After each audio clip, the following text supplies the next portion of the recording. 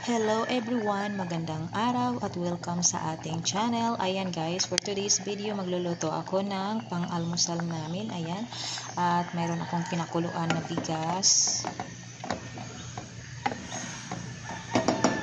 Ayan, kalahating ano lang yan guys, kalahating cup. Tapos lalagyan natin ng tabliya. Ayan. Chocolate tabliya, ayan. Yan yung pang-almusal namin ngayon. Napakasarap nito guys. Kaya lang ngayon ang ilalagay ko dito is sugar lang kasi wala kaming evap milk para sa ating champurado.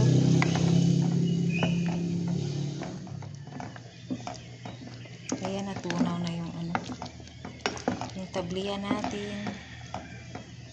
Nagda-dark na siya, brown.